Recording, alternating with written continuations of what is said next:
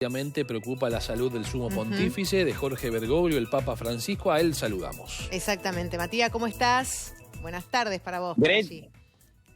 Greta, Sebastián, el placer de saludarlos nuevamente, lógicamente de saludar a la audiencia, y así es, hoy se cumplen 2 días y un mes desde que el Papa Francisco ingresó en el Hospital Gemelli de aquí de la ciudad de Roma. Recordemos que primero ingresó por un malestar que había tenido en sus vías respiratorias. Ese día no había podido terminar de leer la homilía. Los cardenales y el grupo de la Iglesia del Vaticano decidió que lo mejor era que acudiera al Hospital Gemelli de Roma. Esto luego desencadenó en un principio en una infección polibacteriana, luego en una pulmonía se dice en italiano, bilateral, y que esto lo ha tenido, como decíamos, 1 mes y 2 días internados. El 14 de marzo se cumplió justamente 1 mes. El Papa Francisco, que sigue allí internado, al principio se hablaban de 2 semanas de internación, luego se extendían a 3, a 4. Lo cierto es que todavía permanece allí, pero la situación, compañeros, es de más estabilidad. Esto es lo que nos dicen a nosotros los periodistas, esto es lo que dice a través de las oficinas de prensa del Vaticano, Vatican News, que comunican y que, por ejemplo, han dejado de hacer estos partes diarios. Ustedes recordarán que apenas el Papa Francisco ingresó en este nosocomio aquí en la ciudad de Roma, nosotros recibíamos distintos partes. Uno a la mañana, en donde nos informaban cómo había descansado el Papa Francisco, cuáles habían sido sus últimas actividades, y uno por la tarde, que era un informe médico. El día viernes, la oficina de prensa del Vaticano nos informó a nosotros, los periodistas acreditados, que a partir del viernes justamente los mensajes iban a empezar a ser un poco distendidos alrededor del tiempo. Esto quiere decir, iban a dejar de ser diarios, el boletín de las mañanas va a dejar de aparecer. De hecho, en el día de ayer nos llegó el último a nosotros los periodistas, un informe que siempre decía que el Papa Francisco había descansado bien, que había ido variando en estos últimos días de internación, porque al principio nos contaban que había desayunado, que se había levantado, luego nos decían solamente que había descansado bien, pero lo que sabemos hoy, 16 de marzo, es que el Papa Francisco se encuentra en una estación de estabilidad, ha dejado este estado crítico que nos comunicaban los médicos del Hospital Gemelli de Roma, y se espera por su recuperación. Por supuesto, hoy a través de las redes sociales hizo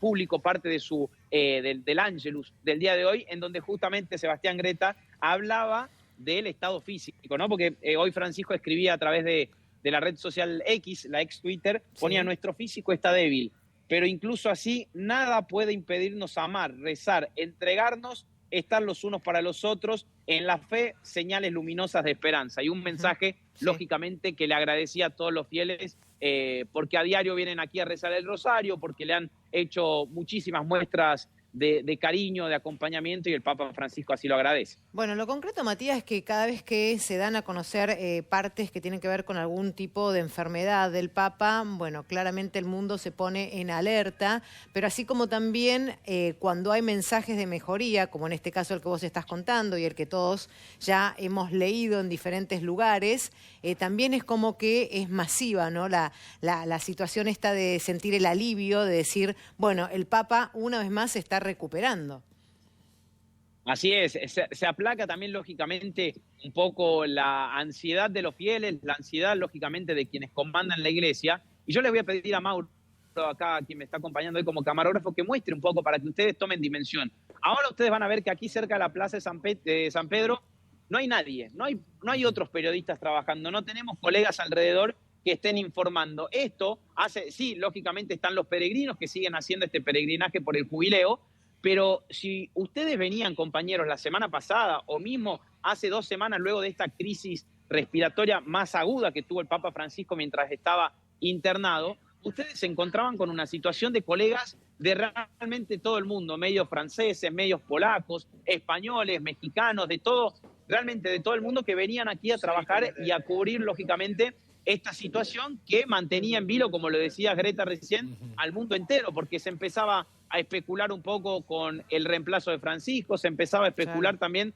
con un cambio de papa en un año jubilar, algo que lógicamente es y era impensado quizá para la iglesia el año pasado, antes de que comenzara este jubileo del 2025, y lógicamente por eso les decía que también se aplacó un poco la ansiedad, no solo de los fieles, sino también de las autoridades de la iglesia, que estaban siendo prácticamente bombardeadas a mensajes de este tipo. Y sobre todo con lo que vos marcabas recién, Matías, porque la escritura del Papa, el mensaje del Papa, que se le suma a la voz que hemos escuchado de Jorge Bergoglio en un audio hace unos días atrás.